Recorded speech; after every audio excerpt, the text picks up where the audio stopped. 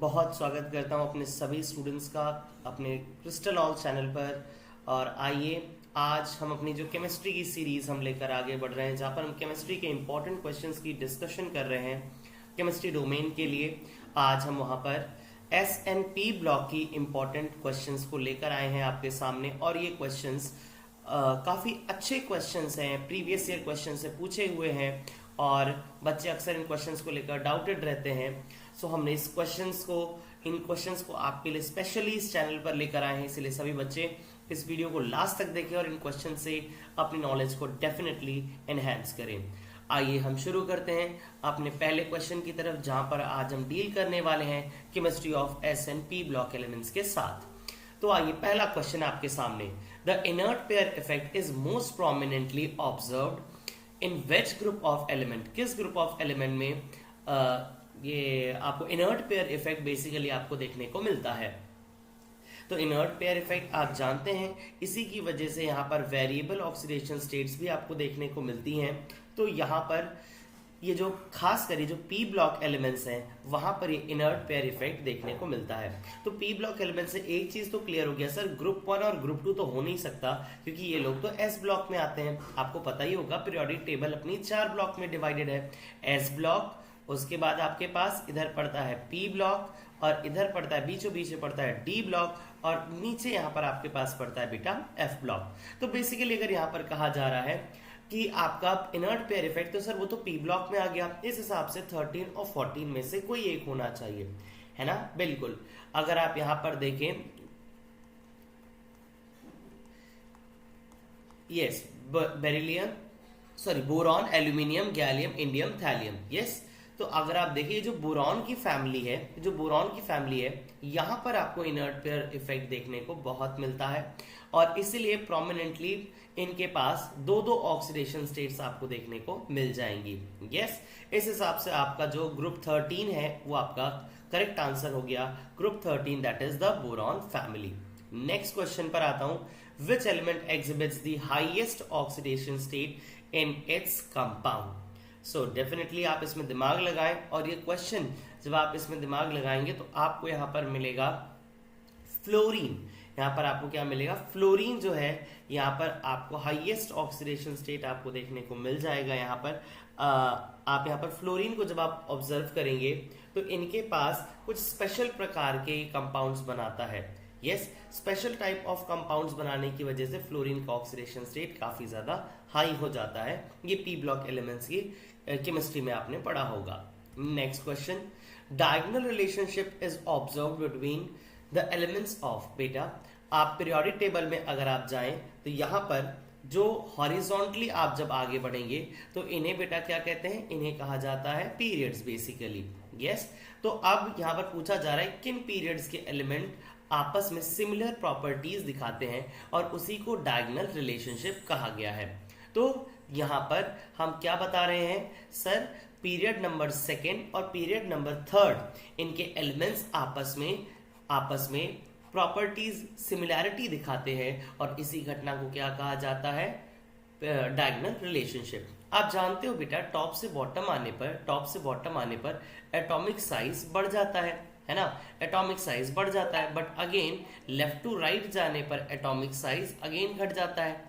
Yes, तो कहीं ना कहीं एटॉमिक साइज इनका जो आप डायगनली जब आओगे एक स्टेप देखिए बढ़ा और एक स्टेप घटा, तो मतलब नियरली सिमिलर हो जाता है। कैसा हो जाता है बेटा, नियरली सिमिलर हो जाता है। और इस वजह से डायगोनल रिलेशनशिप में आप देखेंगे कि जो पीरियड 2 के जो एलिमेंट्स है वो 3rd के एलिमेंट के साथ उनकी प्रॉपर्टीज सिमिलर हो जाती है और इसी घटना को हम डायगोनल रिलेशनशिप कहते हैं। Next question, The anomalous behavior of the first member of each group is mainly due to। बेटा आपके जो P ब्लॉक एलिमेंट्स हैं या S ब्लॉक एलिमेंट्स हैं, इनका जो पहला मेंबर होता है ना बेटा, वो थोड़ी सी अलग ही प्रॉपर्टीज दिखाता है। यही पूछा जा रहा है कि ऐसा क्यों होता है, इनकी प्रॉपर्टीज अपने परिवार की तुलना में थोड़ी सी अलग क्यों होती हैं। यस, तो आप इस चीज को समझेंगे, that is because of electronic configuration. यहां पर आप देखा जाए इलेक्ट्रॉनिक कॉन्फ़िगरेशन यहाँ पर आपको बेसिकली देखने को मिलेगा। हाँ, एक चीज और है, इनका साइज काफी ज्यादा छोटा होता है, साइज भी छोटा होता है, बिल्कुल ये भी चीज है। और इनकी आयोनाइजेशन एनर्जी काफी ज्यादा हो जाती है। यस, इसी वजह से इनकी आयोनाइजेशन एनर्जी ज्यादा हो जाएगी। तो बेसिकली देखा जाए तो अगर आप देखो इलेक्ट्रॉनिक कॉन्फ़िगरेशन की ही वजह से ये सारी चीजें उसमें अराइज हो रही हैं। तो इन सभी चीजों की रीजन की सबसे प्रमुख वजह क्या है, वो है आपका बेटा क्या, इलेक्ट्रॉनिक कॉन्फ़िगरेशन।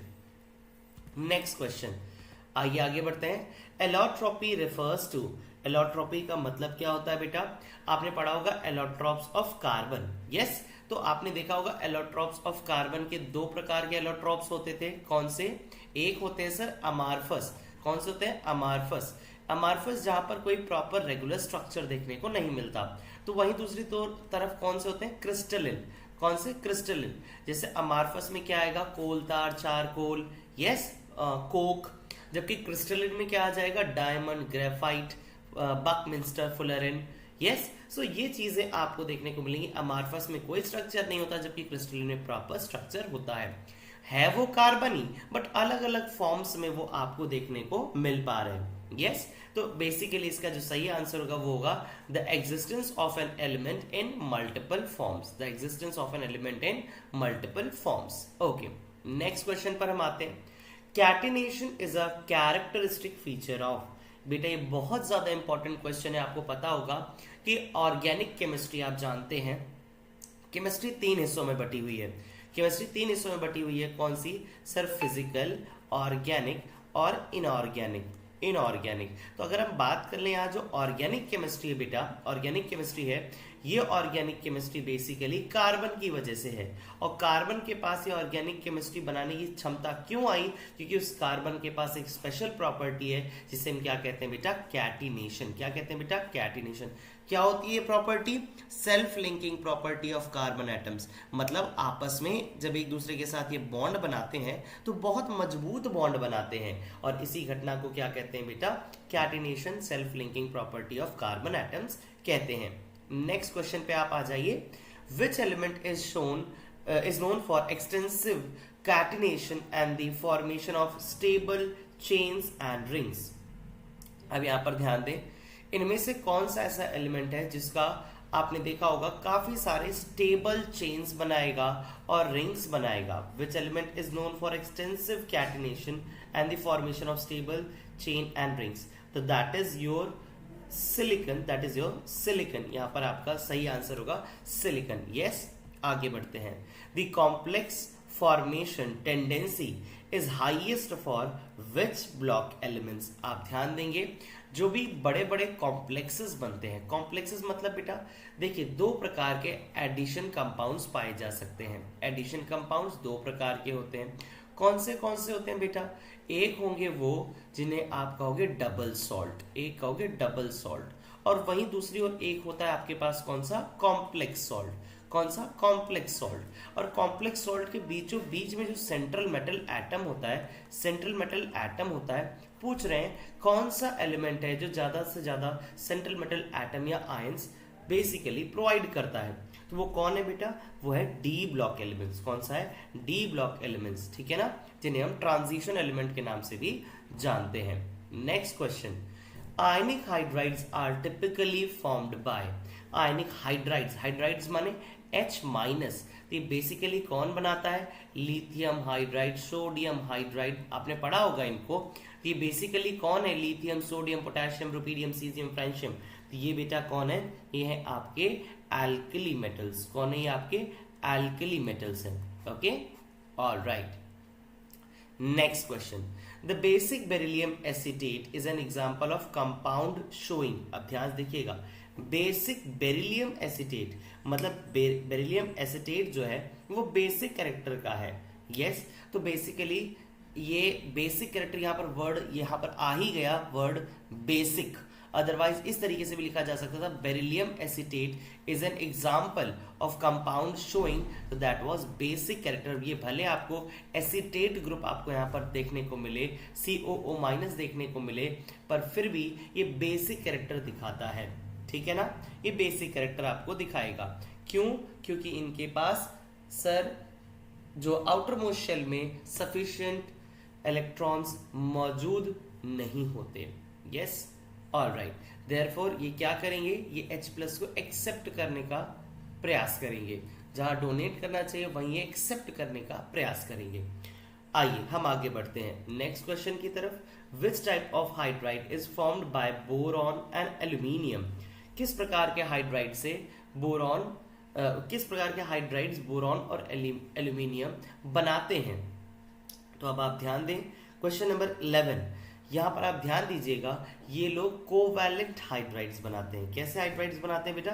कोवैलेंट हाइड्राइड्स बनाते हैं, ठीक है ना। आइए हम यहां से आगे बढ़ते हैं। Boric acid is a weak monobasic acid because, अब बोरिक एसिड वीक भी है, और वीक कब होगा? जब वो प्रॉपरली आयोनाइज ना हो पाए। जब वो प्रॉपरली आयोनाइज ना हो पाए तभी तो वो वीक कहलाएगा ना। अगर वो स्ट्रांग होता तो इसका मतलब वो कंप्लीटली आयोनाइज हो जाता है कि नहीं। Okay, next question. बोरैक्स किसका एग्जांपल है? काफी ज्यादा इंपॉर्टेंट है बेटा। बोरैक्स किसका एग्जांपल है बेटा? ये बोरैक्स बोरेट का एग्जांपल है। Okay, borax is an example of borate. Next question. Boron nitride is known for its, boron nitrides किसके लिए जाने जाते हैं? बोरॉन नाइट्राइड्स किसके लिए जाने जाते हैं बेटा? For their insulating properties. Boron nitrides are known for their insulating properties. अपनी इंसुलेटिंग प्रॉपर्टीज के लिए बोरॉन नाइट्राइड्स काफी ज्यादा जाने जाते हैं। Next, silanes are the hydrides of which elements? Silanes किस एलिमेंट के हाइड्राइड्स हैं? यस, तो दरअसल आप वर्ड से भी मैच कर पा रहे हो बेटा, ये सिलिकन के हैं। किसके? सिलिकन के हैं। ऑलराइट, सिलिकन से बने हुए होते हैं सिलेन्स।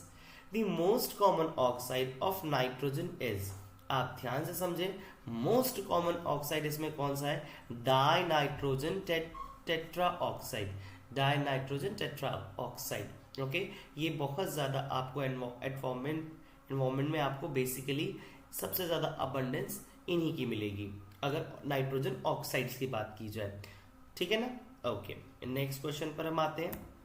Which of the following oxo acids is associated with phosphorus? बहुत ही आसान सवाल है। फास्फोरस से जुड़ा हुआ ऑक्सो एसिड कौन सा है? वो आप देख पा रहे होंगे, फास्फोरस से बना हुआ फास्फोरिक एसिड। कौन सा है? Phosphoric acid. Next question. Peroxo acids are characterised by the presence of peroxo. अब ध्यान से देखिएगा, परऑक्सो जो एसिड्स होते हैं उनकी पहचान कैसे होती है बेटा? उनकी पहचान होती है 3 ऑक्सीजन एटम से। किससे? 3 ऑक्सीजन एटम से। जिसके पास 3 ऑक्सीजन एटम्स मौजूद हो वो परऑक्सो एसिड्स बन जाते हैं। Next question. Interhalogen compounds are formed between, interhalogen compounds क्या होते हैं? इंटर मतलब बीच में, हैलोजन मतलब आप समझ ही पा रहे हो, जो किसके बीच में देखने को मिले? हैलोजन के बीच में देखने को मिले। सो आपका यहां पर करेक्ट आंसर क्या हो गया बेटा? Different halogens. कौन सा हो गया? Different halogens. Next, which of the following halogen has the highest electronegativity? सबसे ज्यादा इलेक्ट्रोनेगेटिव हैलोजन कौन सा है? That is your A option, that is your fluorine. I hope कि आपको इन सारे क्वेश्चन से इंफॉर्मेशन मिली होगी। आपके लिए काफी ज्यादा एक स्पेशल अनाउंसमेंट है कि हमारे द्वारा फ्री CUET का बैच स्टार्ट कर दिया गया है। अगर आप हमारे साथ बैच को ज्वाइन करके अपने जनरल टेस्ट और अपने सब्जेक्टिव डोमेन्स की प्रिपरेशन करना चाहते हैं तो हमारे फ्री बैच को ज्वाइन करने के लिए आप हमारे इस नंबर पर हमें मैसेज कर सकते हैं, हमें टेक्स्ट मैसेज डाल सकते हैं, व्हाट्सएप मैसेज डाल सकते हैं और आपको हम उस फ्री CUET के बैच में ऐड कर देंगे, जहां आपको मिलेंगे ढेर सारे क्रिस्टलॉल स्टडीज के मेंटर्स और वो आपकी CUET की जर्नी को आसान बनाएंगे और आपको साथ में हमारे साथ लगकर एक अच्छा बेहतरीन आपका पसंदीदा कॉलेज बिल्कुल दिलवा कर रहेंगे, CUET एग्जाम को फोड़ कर रहेंगे। तो मिलते हैं अगले वीडियो में, तब तक के लिए अपना ध्यान रखें और अगर आप ऐसे ही हमारे इस चैनल को फॉलो करते रहेंगे तो डेफिनेटली आपको बहुत सारी CUET की इंफॉर्मेशन मिलने वाली है। अभी तो काफी कुछ इंफॉर्मेशन चैनल पर आना बाकी है। See you then in your next class. Bye bye.